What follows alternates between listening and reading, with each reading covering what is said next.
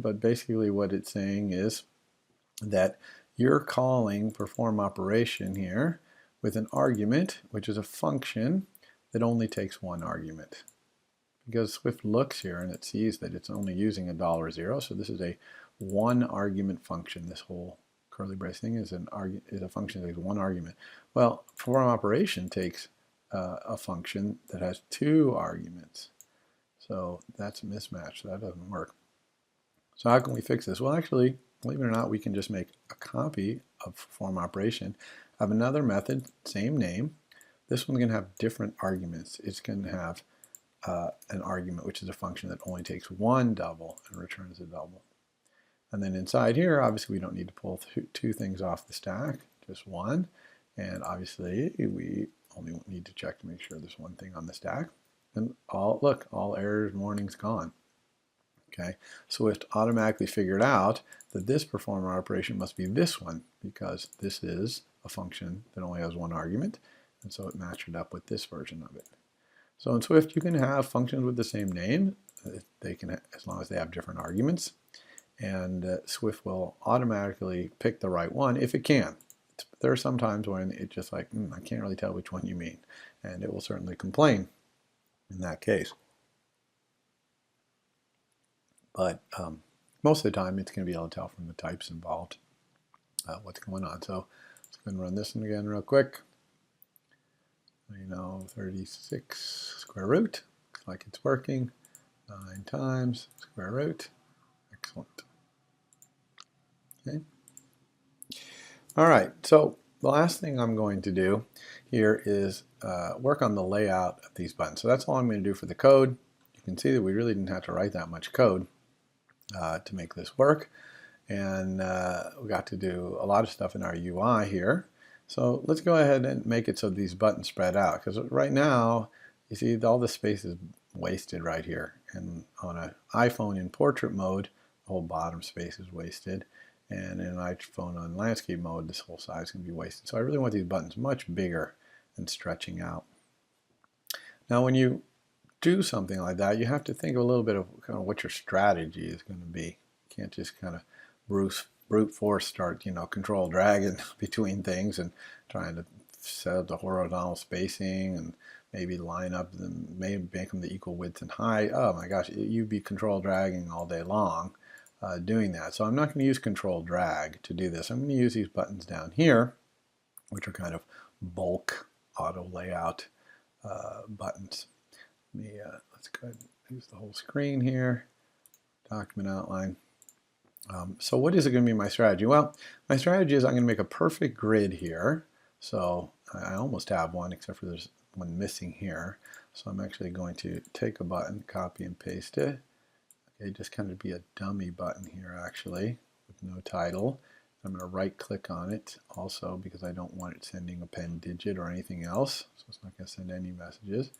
But it's just a dummy, so I'm kind of using a little bit of brains over brawn here to do this perfect grid. Now if I have this perfect grid, then if I had a rule where all these buttons had to be the same size and they all had the same spacing between their neighbors, not just between each other, but the same spacing to this edge and the same spacing to this top edge, okay? If I had a rule like that, then they would get big, and of course this same spacing from this edge to this edge and this edge to this edge. If it's all exactly the same, which I'll make it be whatever this is, whatever the blue dash with the lines gave me, if that was the same, then they would all have to spread out. Okay, they'd get bigger, but they'd all stay the same size because I'm going to make a rule that they have to be the same size. But they would move out to this edge so that this nearest neighbor would be the same, this distance would be the same as this distance. So that's my strategy. I'm going to try to do that. Now, to make that work, all these buttons need to know who their nearest neighbor is. Well, these all know their nearest neighbor here, the other buttons, because I made sure I used dash blue lines when I dragged them in there. So that's what kind of teaches them the nearest neighbor. And I'm also going to make sure that the entire grid knows that the left edge and just under the label there are the nearest neighbor. So now it knows on the top the nearest neighbor is the label, and on the left is this edge. And it's going to pick this edge as the nearest neighbor for these buttons and the bottom edge, because that's all there is. There's nothing else out here, so it that's the only neighbor there is. It's going to pick those. So now that I've kind of used my dash blue lines, it makes this all quite easy. Now, if you don't use the dash blue lines, or if you kind of make some mistakes, then this is not going to work. This strategy won't work. And I've made doing this part of this demonstration be extra credit. And so if you can't get it, don't worry about it too much. Just keep all your buttons in the upper left corner here, and that's fine. But if you want to give this a try, the key is to use the dash blue lines to make a perfect grid. Make sure that you set the nearest neighbors here by dragging the whole grid to make blue lines appear on the sides. And then we're going to set these rules in bulk, and we do that with these buttons down here. So there's this button right here, the leftmost button, and it lets you set things like lining up leading edges or the tops or the centers. And you could imagine there might be a way to do this by doing that, but I'm not going to use that strategy. My strategy is to just make them the same size and make the spacing in between them be the same. But I bet there's probably a way to do it by lining up their centers or something like that too. So I'm not going to use this one. The next one over right here is the one that has the things I want.